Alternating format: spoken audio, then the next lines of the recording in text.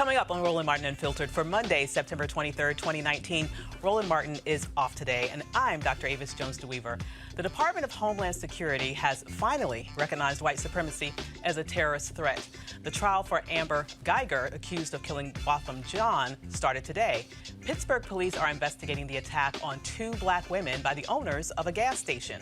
We'll also talk about the psychological effects of violence on black women. Plus, could dealing with racism be making us physically sick? We'll talk about that. And the Walmart singers go national, and some of the notable Emmy winners from last night will be going through all of that today on today's show. It's time to bring the funk on Roland Martin Unfiltered. Let's go. He's got it. Whatever the miss, he's on it. Whatever it is, he's got the scoop, the fact, the fine. And when it breaks, he's right on time, and it's rolling. Best believe he's knowing. Putting it down from sports to news to politics. With entertainment just for kicks, he's rolling. It's on go, y'all. It's Roland Martin, rolling with Roland now. He's funk, he's fresh, he's real, the best, you know he's Roland Martin now.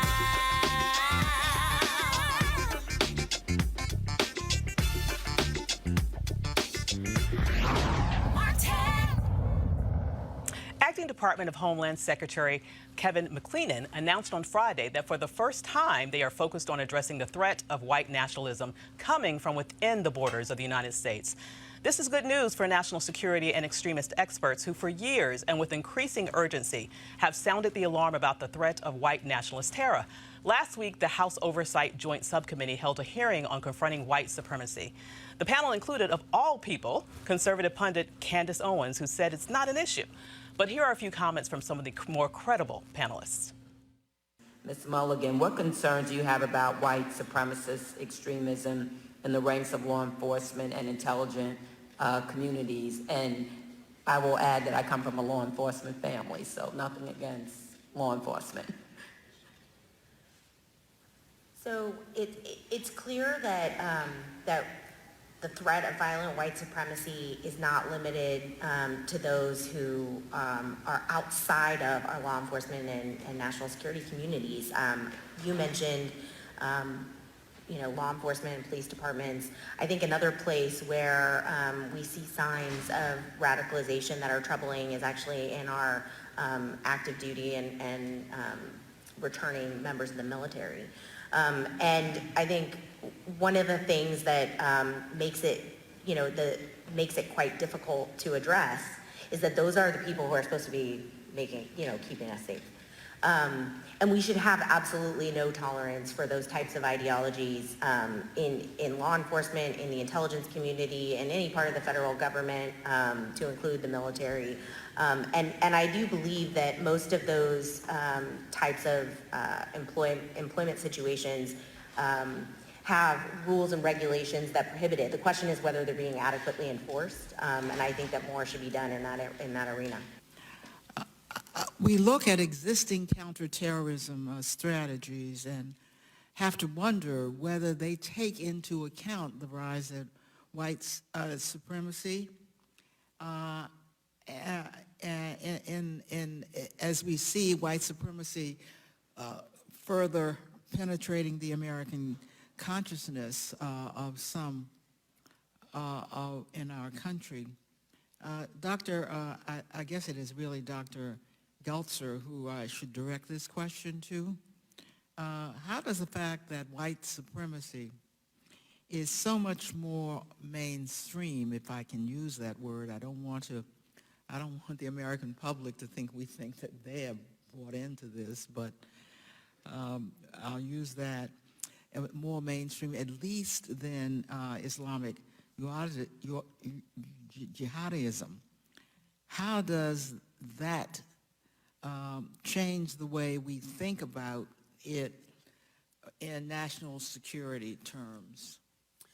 Thank you for the question, Congresswoman. I think the emergence of white supremacism, as you say, not at all as a mainstream view, but instead as something of increasing significance as a threat and a national security threat, I think I think that needs to get reflected in the strategies that ultimately guide resources and priorities for the counterterrorism pieces of the U.S. government. Do you see it reflected yet?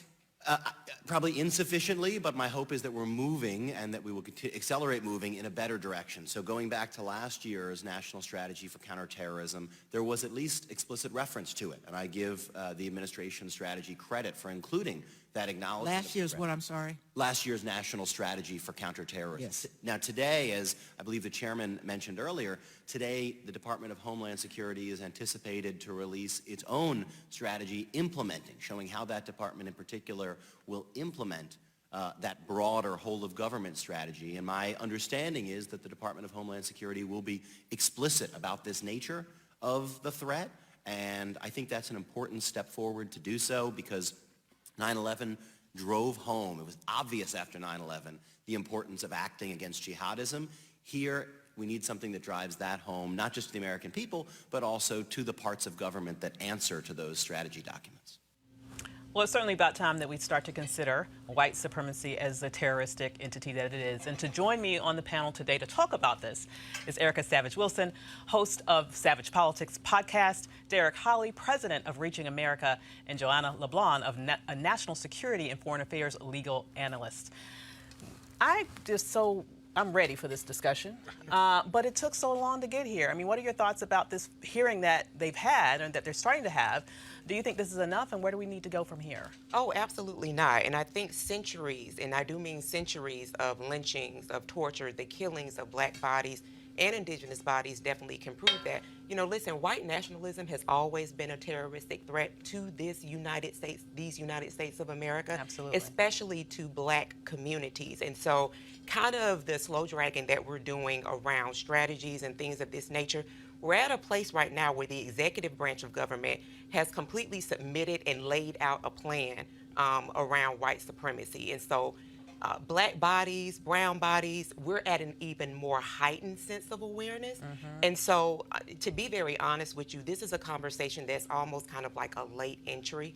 And especially the way it's been categorized, that since 9/11, and then kind of like bringing it into conversations around jihadis and things of that nature, where this has always been a threat to the very citizenry of this country. Absolutely. Yeah. It's almost as if they don't want to talk about white terrorism unless they somehow glean it onto what they perceive as the real terrorism, Sure. Muslim terroristic action. Absolutely. And if I could add just very briefly, that also, you know, just this weekend, we had a member of the military who was on a phone call with the undercover FBI agent talking about bombing, and when specifically asked about action that they could take within Texas, this U.S. military member responded he wasn't very sure, but that he did have, you know, an idea of a candidate that could be taken out, a presidential candidate, that could actually cause a little bit of controversy, so to speak. And I'm very much so paraphrasing it. This happened September 20th. The arrest was made on September 21st.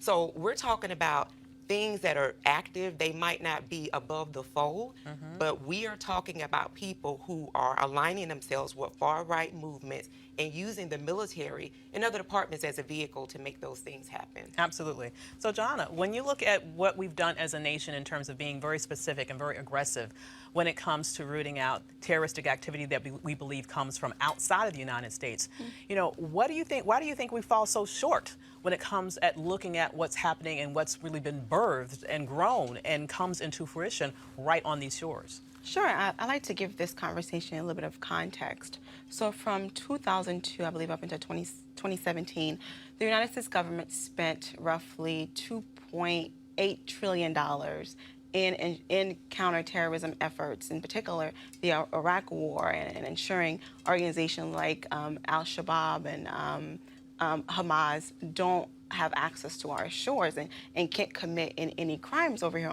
in the United States, which is all great to know that we have a country where we spend so much money in our military to ensure that we are protected to prevent external threats from happening in the United States.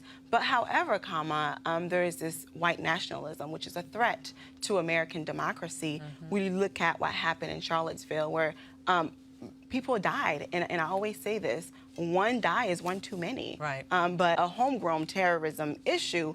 But we have to give credit to the Department of Homeland Security for even initiating the conversation around white nationalism. Now, the question to me is, how much money is going to be put aside to ensure that we properly fight white nationalism? We can have all the conversation we want, but unless funds are allocated properly to properly fight this problem that we have in society, to me, it's just conversation. Well, that's a very good point. I mean, right at the beginning of this administration, there actually was money allocated to address the threat of white nationalism in America. And the very first thing that this administration did was to gut that program out. I mean, they made a very concerted effort with this particular administration to say, we are going to look the other way. I would argue largely because they know those are some of their political supporters. What do you think is, yes? Another thing to look at is for America to actually, as a whole, say, you know what, white nationalism is an issue, will be, to a certain extent, indict the system. Right, exactly. Because we know we have some of those quote-unquote white nationalists who are wearing robes, who are judges, who are police officers, who are teachers, who are our principals and such. So as a society, we have to be careful how we frame things, especially when it comes to white nationalism, because you don't want to indict the entire system. So something that you kind of think about, but most people may not, but nonetheless, I think that's a way to look at it. I think that's why we're so reluctant to do it. But what do you think? Are we just giving too much deference to white fragility? That's how I would term this. I would say that I agree with most of everything you guys said, that it's been an issue for a long time, and it's been overlooked. But I would say that the one thing is, I don't think it's a Democrat or Republican issue. It's a national issue. Like I said, it's been existed for a long time. And you go back, a lot of what we experience right now comes from as a result of the Civil War. Yes. And so, during the Civil War, there was only a certain amount of white people who owned slaves, the rich white people. Most of the people in the South didn't own slaves. So, but in order to buy into the myth to fight, it was actually the great myth, which still exists today, that white people are superior to blacks. And again, that, I think it's more covert right now because we see it in the workplace, we see it in the court system, we see it in the media. Right. And so I think it's an issue that needs to be dealt with. I applaud this administration or the Homeland Security for bringing this to the light right now, because it should have been done a long time ago. But I think that we need to shine the light on a whole, and we just can't call it or one-sided, because you look at organizations like Antifa. Okay, so they're bringing damage. Who have they killed? Right here in Washington, D.C., they came here to wreck this city. Who have they killed? I can't point to anyone that they haven't killed anybody. They have beat up a lot of people, though. They have zero murders. I really think that. Do you know what Antifa is short for? I don't, but I know that they go around wrecking stuff. Antifa is short for anti-fascist. Right. That's what that organization stands for. So do we want to be pro-fascist? Well, I don't think we want to be anti-fascist either. I mean, really? Not when you go around beating up people in the streets just because they're reporting the media, and that just happened out in California. I think that's a slight mischaracterization of what happened there. What you had there was you had Proud Boys individuals which is a right-wing, racist, violent organization that specifically goes, I'm not twisting, I'm telling you what happened. What happened was you had an organization called the Proud Boys. Are you familiar with that organization? Yes, I am. And are you familiar with that is a white, right-wing, racist, and violent organization that specifically goes to cities to start violent interaction. And do you realize that organization, they pay these people to show up at these protests, to do that? Which ones are you talking about now? All these protests, these people are paid protesters. Are you talking about the Proud Boys? The Proud Boys and a lot of these people at these protests are paid, because I know that I haven't participated by going to different hearings and such, and the people that show up at these hearings have been paid to be there.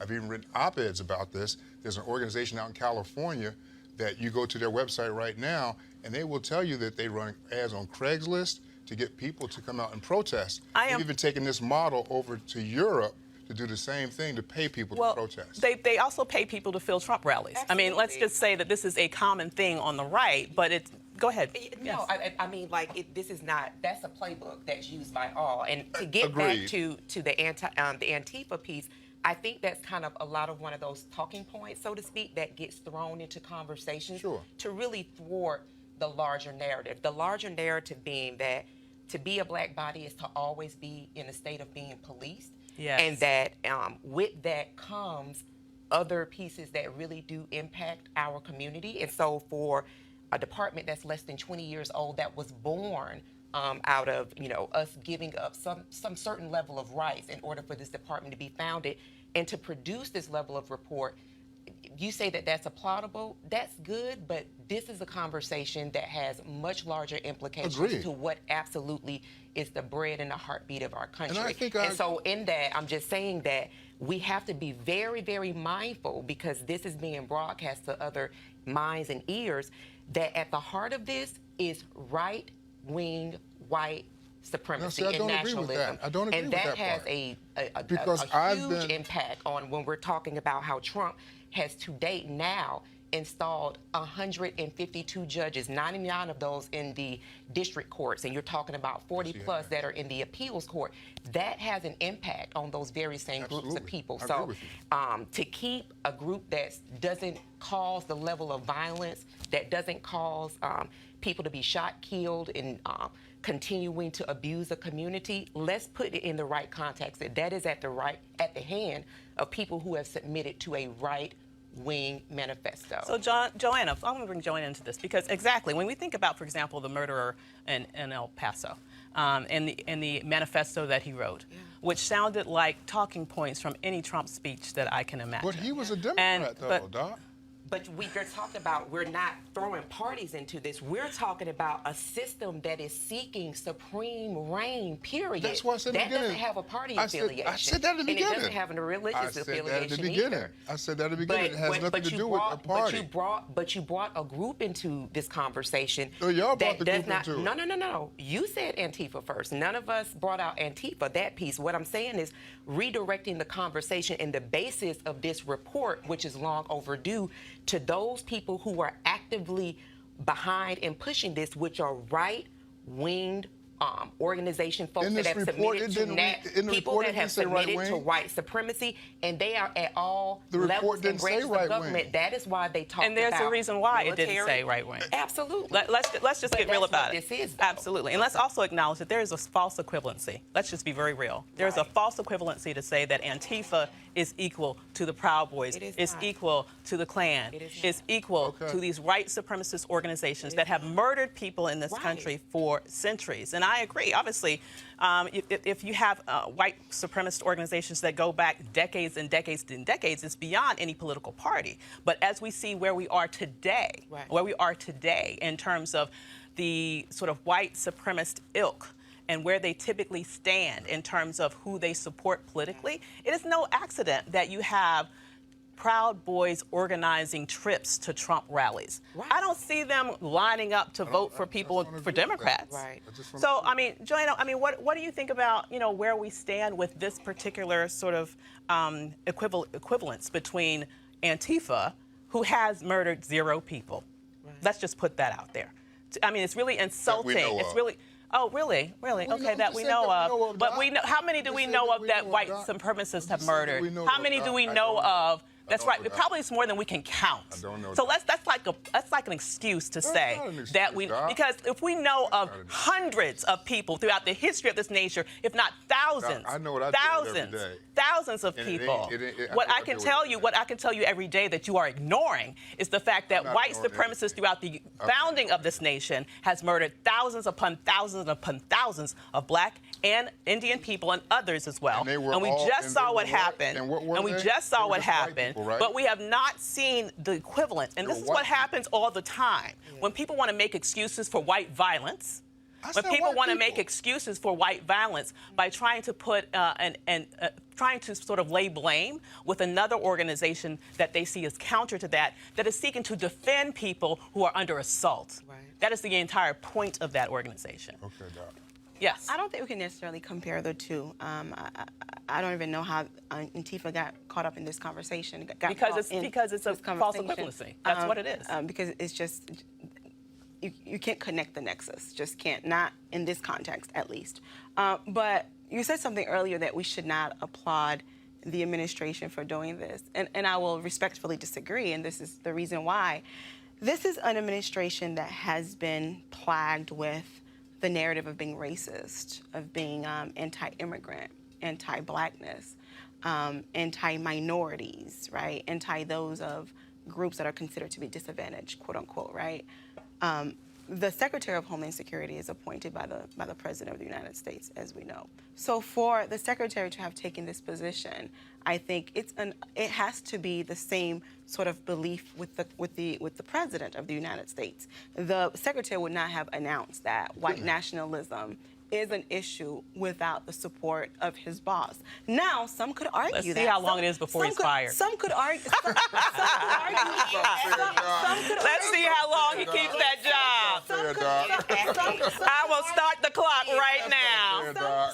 Some could argue that the reason why this decision was made is because elections right around the corner. Right. In an effort to get support from minorities and those who have been impacted by white nationalists and white supremacy in America. Right. But nonetheless, I think that we should applaud the Secretary of the Department of Homeland Security for taking this bold step to call white nationalism what it is and to address it as homegrown terrorism in the United States. And I'll stand flat-footed to say, and I hear you, I disagree. And so then let me forward that and then title it a regime. And so I do not applaud them because in this current place that we're at, this again is an overdue conversation, and the assaults are steadily coming. And so, you know, kind of like giving somewhat of a semblance of normalcy connection to this happening doesn't work for me.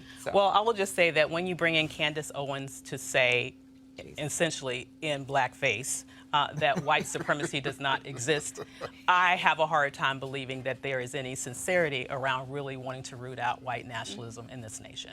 We have to go to a break right now. We'll be right back. You want to check out Roland Martin Unfiltered? YouTube.com/Roland S. Martin. And subscribe to our YouTube channel. There's only one daily digital show out here that keeps it black and keep it real. It's Roland Martin Unfiltered. See that name right there? Roland Martin Unfiltered. Like, share, and subscribe to our YouTube channel. That's youtube.com/Roland S. Martin. And don't forget to turn on your notifications so when we go live, you'll know it. All right, folks, you've heard me talk a lot about marijuanastock.org because I want to keep you informed of investment opportunities that make sense. And we've all watched the growth of the cannabis industry. A recent report by New Frontier Data estimates the global cannabis market at more than $340 billion. We know that marijuana legalization is sweeping the country state by state. We also know that marijuana has a good cousin, the hemp plant, with a much higher concentration of CBD. That means hemp gives you all the medical benefits of marijuana without getting you high. Until recently, hemp farming was practically illegal in the U.S. and heavily regulated by the DEA. However, the 2018 Farm Bill changed all of that, making it legal to grow hemp CBD in the U.S., creating one of the largest commodities worldwide. They need land to grow all the plants, and that's where our good friends at 420 Real Estate come in. Their business model is simple. They buy land that supports hemp CBD grow operations and lease it to licensed, high-paying tenants. That's right, there are hemp CBD landlords. And you can get in on the action. Now, what they've done, 420 Real Estate has done is offer this special deal for the folks who watch Roland Martin Unfiltered.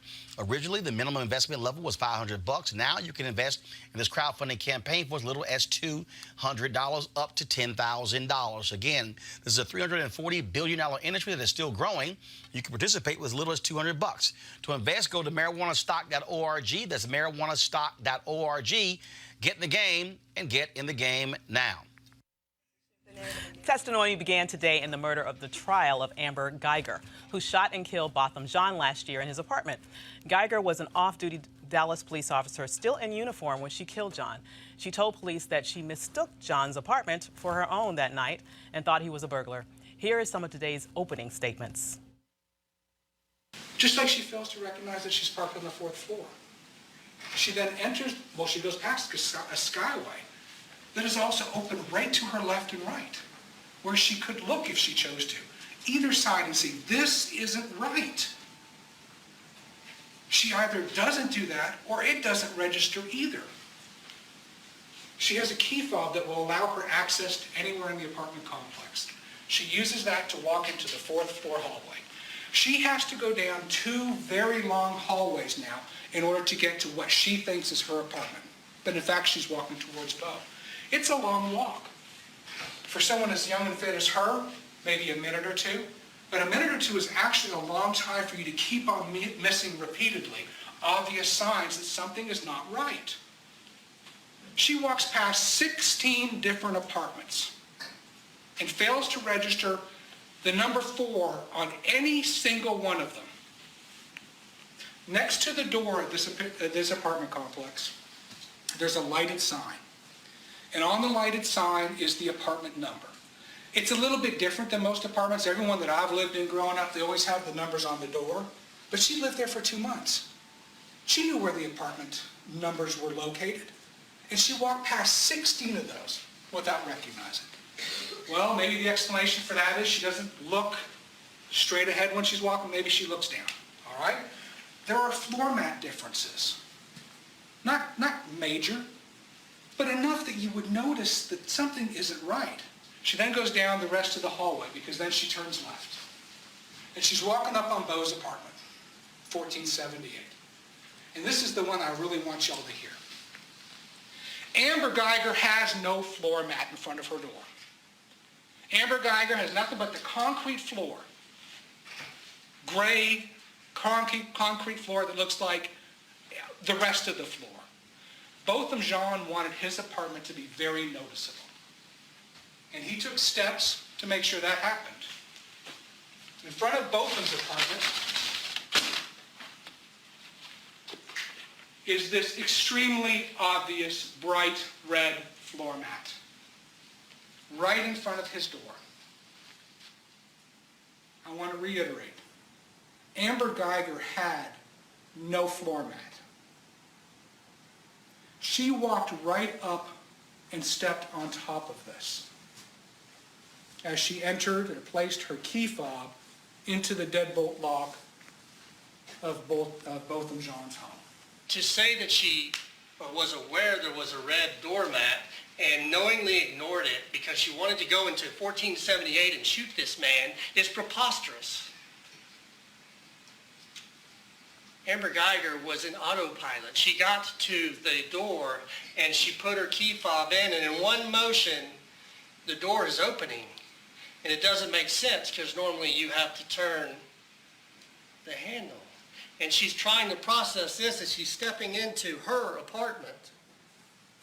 And at the same time, I'm sure Mr. Jean is thinking, what is this person doing? Who is coming into my apartment? But she's thinking, oh my God, there's an intruder in my apartment. And she's face to face with him. She's within 10 yards of him, and he starts approaching her. And she reacts like any police officer would who has a gun with confronting a burglary suspect. She's got tunnel vision. She's not looking around to see if her little table is there. She's not looking around to see any landmarks. She's not ascertaining any of this because she has tunnel vision. She's in her apartment. My God, there's a man in my apartment and he's big. Come on, Davis. Come on. Come on. I call BS. Okay. It is. That's just. It's insulting to the intelligence to think that story holds water. I mean, what are your thoughts about this? Well, I think we can all probably agree on this one. Yes. We can agree on this. Let's see. I just think, as you should, I think it was all BS. Yeah. One of the things they didn't mention on there is you read the article, is she was on the phone with her lover, who was another officer. She had texted him an inappropriate photo while all this was happening, while she was walking up to this thing. All this is in the article. It also talked about how when she first got into the apartment, and when she did it, she said, I effed up. So she knew all this was, she knew she had screwed up. So now this is just a defense right now. And I think it is, as you said, insulting to throw all this out at us right now. Absolutely. I think that, what's happening here is a form of defense, which is called the mistake of fact, right? That as the defense attorney here, he has the right to defend her to his best Yeah, of ability, course. right? And when you raise a defense such as a misfact, Right. it kind of takes away some of the liability. It can reduce your liability. So that's what's happening here. But I think that anybody who can hear and can read, even if you don't have access to all of the evidence, you can say to yourself, like, you went into an apartment that wasn't yours, and you were on the phone with someone at the time, which means you weren't completely not there, right? Right. You were having a conversation with someone else while you were walking towards that person's apartment, and then you end up shooting him. But there's also another element to the black body, how it's always seen as a threat. Yes. Right? The dehumanization of the black body in Right. America. Because some could argue that if it were a white man in that apartment, would he have died? That's if it were a right. white woman, would she have died? Good Right? question. But nonetheless, I think that as a defense attorney to this officer, the attorney is doing his best as raising a defense of missed fact. You raised a good point there about the perceived threat of the black body. And flipping that on its head, Erica, what do you think about the perceived innocence of the white female form? I mean, here we have this white woman who murdered this man. I mean, I don't care what sort of charges you want to bring out. He's dead. He's not coming back. But they want to sort of paint her, I understand, as a defense attorney, that's his job to do it, as this poor, sort of defenseless white woman who thought that a burglar, this big, burly, black burglar was in her apartment, and therefore she did the only thing that she was trained to do as a policeman and murder him. Sure. She could have And shot so him. on that innocence piece, so let's answer that question. Right. Absolutely. And we were talking about this earlier, that the grave testifies to those ambers, those other folks that look like that, that have made black dangerous. Right. And so we're at a place where we can we can pretty much answer how this is going to turn out. Right. Which is sad because you're talking about a young man whose life was cut down. He was a college graduate. He was a worship leader. He was beloved by his siblings and by his parents and by his family and by his much larger community. Yes. And so that's what we have to continue to lift up and personify, that though black people and our bodies are always adulted, even as children, that we are always unmistakably, no matter where we are on the diaspora, seen as a threat and as something that has to be taken down, that we continue to say his name, both on John and all of those brothers and sisters who, again, the graves are testifying to the types of abuses that black bodies face, and also hold these people accountable and stand with these families, because unfortunately, these patterns that we've seen are baked on the conditioning of who black folks are and who white people and are. when it comes to this issue of sort of exposure to violence, that kind of leads right into our next story, unfortunately. Protesters in Pittsburgh right now are demanding that a local gas station be shut down after the video of the owners of that gas station is shown attacking two black women, and that video went viral. Look at this disturbing video right now.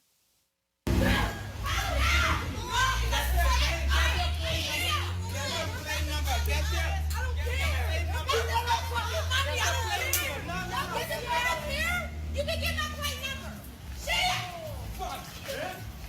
Shit!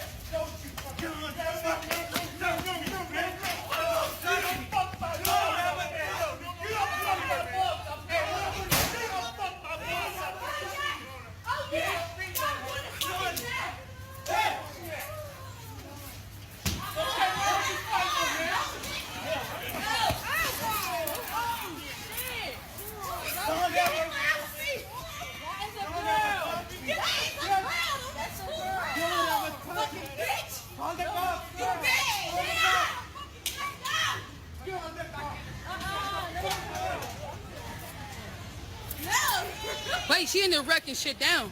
Can't miss her. Get out the way of this shit. What the fuck? Grab her.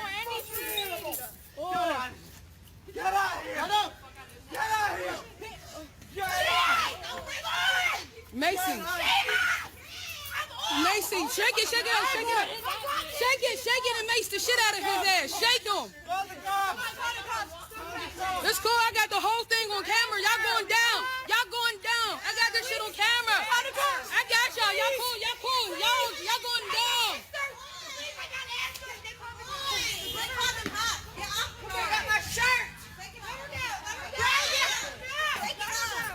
Go ahead, because I ain't got shit to do with it. Go ahead. Silk, I don't. Protesters who camped out for a third day outside of the Exxon gas station are concerned that the owners and an employee who assaulted the customer will only be charged with a misdemeanor. The sisters said that the dispute stemmed from a pump malfunctioning that resulted in their gas spilling. According to Pittsburgh police, the women's demand for a refund quickly escalated into a violent confrontation, which a bystander caught on video. Police have launched an investigation and as a result have determined that assault charges should be filed against the station's owner and an employee. I almost kind of wish that the audience could have heard our reactions to that video as it was being showed, because I'm hearing, especially my brother, saying, "Oh my God, oh my God." I hadn't seen it. It's They just shocking. Wow. Well, I mean, and as black women. It goes back to what you were saying earlier, just how we're perceived people. And they felt like it was okay to do that. Yeah. And at some point, they had to think that, you know what, I'm going to get off. And let's break down why. Because black women are the most disrespected and less protected in this nation. Yes. Malcolm X said that almost 50 years ago, and it still rings true today. Yes. When you talk about why people believe that they could get away with things like this, you would have never seen a white woman handled like that. Oh my God. They know nobody Never. is coming to our rescue. That is right. They absolutely know that. And I will say, and then to our community as well, stop spending your money in these places. Thank you. Stop giving your money to these individuals, and I don't care where collectively. Stop giving money to folks that don't respect you. That don't respect you. They don't respect your life. They don't respect your body. They don't respect anything around you. They respect money. Withhold it. Go somewhere else. If it's 2-3 blocks, a mile, great. Exercise. Get to spend more time with family or something else.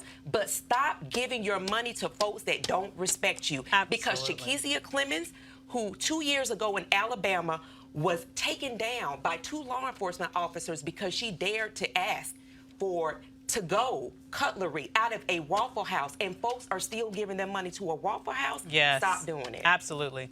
So after the investigation is complete and arrests have been made, there will still be some healing that these 2 women obviously will have to go through.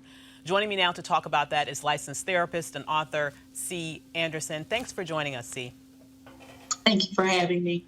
I'm sure you heard the truth that Erica just spilled here about the lack of protection for black women. Could you give us some more insight on that? Absolutely. I think that she was so spot on when she mentioned that black women in this country are the least protected and the most despised. I think that is symptomatic of the fact that we are not only women, so there's sexism, but it intersects with the fact that we are a minority for black women. So racism and sexism that intersect to create a very explosive environment for us. And so what can we do as a community to better protect ourselves? I almost feel like as black women, we're caught between a rock and a hard place. Because on the one hand, it's as if we're often attacked for being too strong, for being too independent, for having to hold it down for ourselves. Because you saw that sister was going in there trying to protect the other woman. There's no men coming to their defense. But on right, and then you see the third woman coming in saying, absolutely. So we're chastised for being too masculine in that way. We're not feminine enough. But at the same time, if we don't protect ourselves, who will? Precisely. So historically, black women are seen as either a vixen, a sexualized, overly sexualized character. We're also seen as the strong black woman who will, to her own sacrifice, she will take on the world's problems, her family's issues, suffering some mental health issues as a result. Or you see the angry black woman. Anytime that we are attempting to protect ourselves, we're attempting to assert who we are just as a human a human being, we are seen and categorized as angry. I see this all the time in my practice when I work with young Black professional women, and they are either fired, reprimanded for very benign offenses, and they're seen as angry when they're being assertive, and they're coming in with chronic anxiety, vicarious trauma from watching videos such as the one with the two women in Pittsburgh. And what really happens is it starts to degrade and weigh on our psyche, which of course is going to affect us in our everyday life. So we have a couple of questions from the panel. Thank you so much. First, Derek. I was going to ask Ms. Anderson, that was a brutal beatdown. And it was hard to even watch. So as a therapist, what would you say, what kind of long-term effect is that going to have on those young ladies, and how would they go about even trying to heal themselves from something like that? I can see that just Okay, happening. so the first thing I want to make clear is that racism is trauma. So even if you are not physically injured, your person is still safe, or you don't have any physical injury. Racism is a mental and psychological trauma. And unfortunately, as African Americans, that is something that we're exposed to very, very early, even as early as kindergarten studies will show you. So on top of that, the physical violation of the person exacerbates the racial trauma. So my recommendation immediately would be to lessen the occurrence of PTSD would be to get them in with a licensed therapist. The sooner that there can be an intervention, the less likely they are to suffer the long-term effects of violent crime. There will absolutely be some effects, but the sooner that there's an intervention, the less likely there will be one that is severe. I had a question as well. Yes, and so this is Erica Savage, and thank you so much. My question for you is, I read in your video, you talked about meditation as a way to create some level of balance. Could you talk a little bit more about the meditation piece? Sure.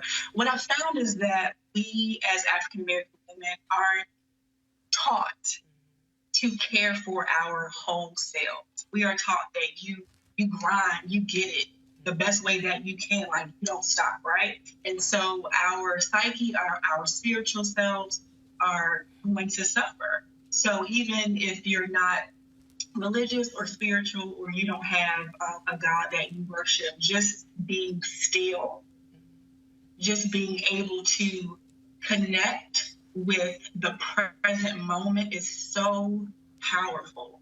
So when we look at women that experience chronic anxiety, where they're either very, very concerned about what's happened in the past, or they're very worried about what's happening in the future, you are missing the present moment. Meditation quiets the mind and the body and allows you to connect with the present, which will overall improve one's mental health. And quickly, Joanna, I wanted to have one quick question. Sure. So I have younger sisters and a younger brother. How would I train them to understand how to cope with racism in the workplace or even in the academic setting? It's very, very important that we choose, number one, the academic settings that we're putting our children of color, particularly African American and Latino children in, because studies show us that our children are criminalized. There was just a young 6-year-old girl and a 6-year-old boy that were arrested in Florida last week as a result of typical adolescent behavior. So it's important that you put your children in a place, first and foremost, that understands the cultural implications and nuances of the African American child. The other part of that is people are fearful that if we talk about this, that it will somehow cause it. But it's so important to talk to your children about the differences that they may be perceiving in society, in class. Are they more apt to be called upon for disruptions? Are they told that they are loud and disruptive, while other kids of another race are doing the very same thing but not getting the same type of reprimand? So those kinds of things, them being self-aware and emotionally intelligent, to be able to convey to their parents and caregivers that I feel a little odd. I feel different. I feel left out at school. C. Anderson, thank you so much for joining us. Your perspectives have really been so important. Thank you so much. A Florida police officer was suspended after he arrested 2 young children in school last week, including a 6-year-old who was acting out because of an apparent medical condition. The girl's grandmother, Marilyn Kirkland, attributed her behavior problems to sleep apnea. The girl was taken to a juvenile detention center Thursday, where she was set to be processed at 6 years old, y'all. The arrest was stopped after a supervisor learned of it, and she was returned to school. Police Chief Orlando Roland said in a statement that the Reserve School Resource Officer, Dennis Turner, did not obtain the approval of a commanding officer before making the arrest on Thursday, as department policy requires. Turner has been suspended while the department conducts an internal investigation. Well, you know, the therapist just told us about this. I mean, traumatic. Right. It seems like all the events really kind of like tied together. Yes. And so when we look at, again, we're talking about children. Yes. But we're talking about black children, one of which was misaged. He was aged at 8 years old. It was a 6-year-old young black boy that was, in fact, processed and had a mug shot. In handcuffs. Absolutely. Absolutely. Talk about traumatized. Absolutely. So that was his interface with law enforcement, who we pay to protect and serve its citizenry, which, hello, everybody, black people are citizens. So and we pay taxes. And we absolutely do pay taxes, and we overtip. To break up the monopoly a little bit. So, you know, Georgetown did this Girl Interrupted Erasure of Our Childhood study and found that black girls at the age of 5 are less nurtured than their white counterparts. And then when you start looking at them being in the school system, are twice as likely than their white counterparts to have multiple suspensions. So all of this ties back to the criminality of black bodies. And mental health issues in the black community. Absolutely. Super quickly, Joanna. The unfortunate reality is that this is what's happening in our schools, in inner cities throughout America.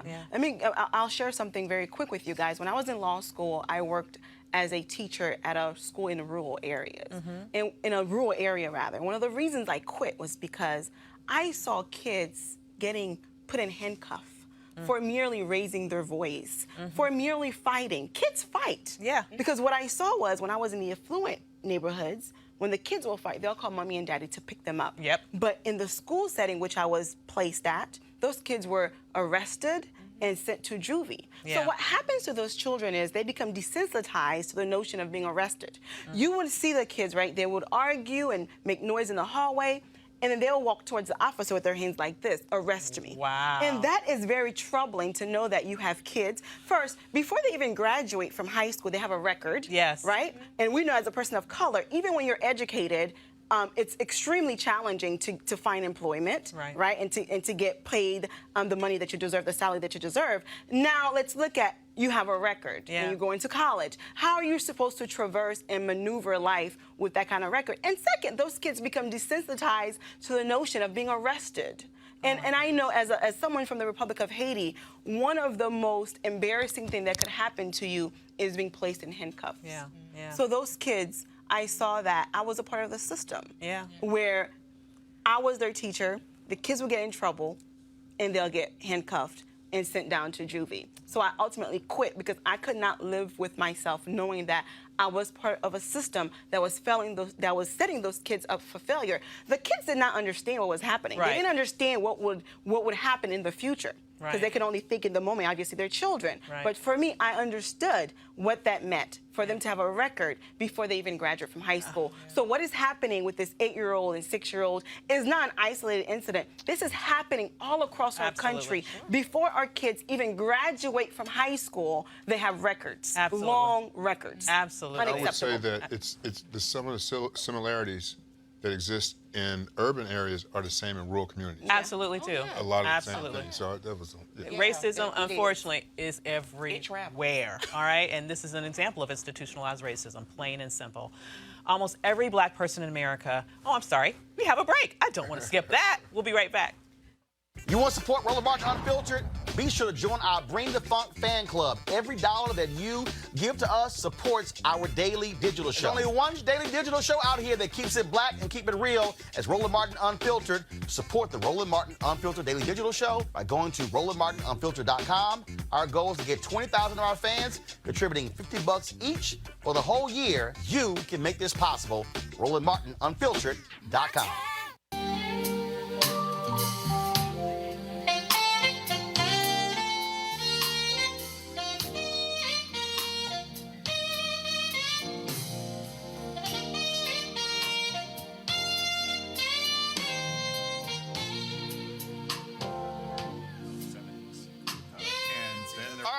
That's my homeboy there, Gerald Albright, one of the folks performing at the Luxe Jazz Experience in Cabo, November 7th through 11th.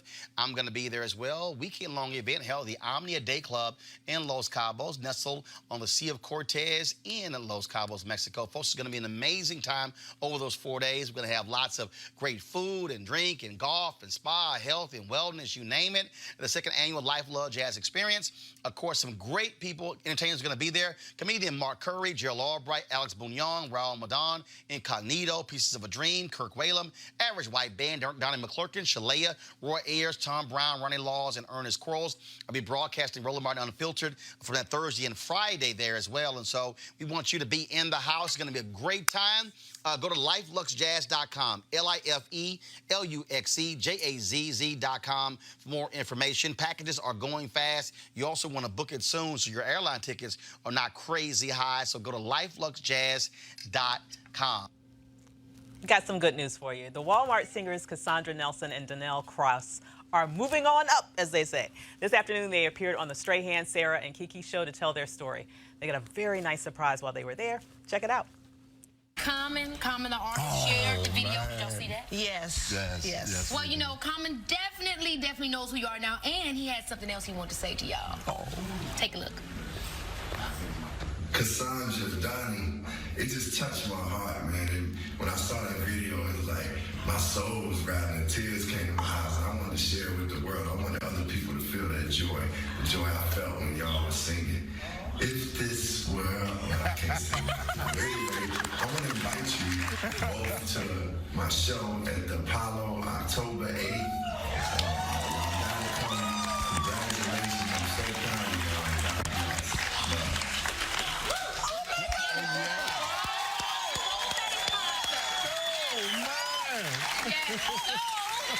We're going to be giving you guys an all-expense paid trip back to NYC to show him your amazing talents and enjoy the show.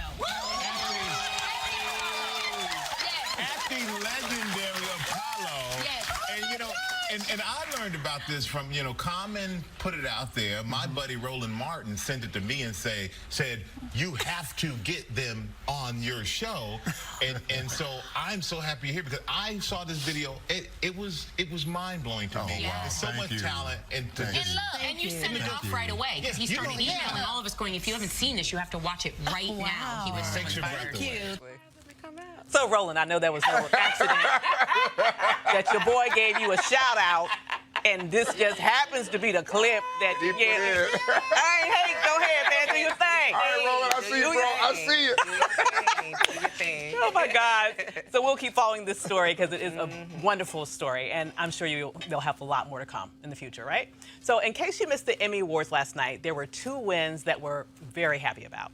Jarrell Jerome, who gave an amazing performance on When They See Us as Corey Wise, one of the 5 men he was one of the 5 men whose 1999 rape convictions were overturned in 2002. Jerome was clearly overwhelmed when he took the stage to receive his award for Outstanding Lead Actor in a Limited Series, but was able to thank his mom, Ava DuVernay, and the exonerated 5, Raymond Santana, Kevin Richardson, Yusef Salaam, Antron McCrae, and Wise, who were there and rose to give the actor a much-deserved standing ovation. And Billy Porter never fails to make a statement, right? Last night, he made history by becoming the first openly gay black man to win the lead actor role in a drama category. He won for his role as the flamboyant ballroom MC Pray Tell in FX's series Pose. Congratulations to both of them and to all of the Emmy winners. Well, that's it for today's edition of Roland Martin Unfiltered. I hope you enjoyed the show. We sure did. Tune in again tomorrow when Roland's back. Also, tomorrow is National Voter Registration Day. If you're not already registered to vote, let me tell you, it's critical that you do that tomorrow and take a friend or two with you. If you like what you see here, be sure to go to RolandMartin.com and join the Bring the Funk fan club. I'm Dr. Avis. Enjoy the rest of your week. Holla!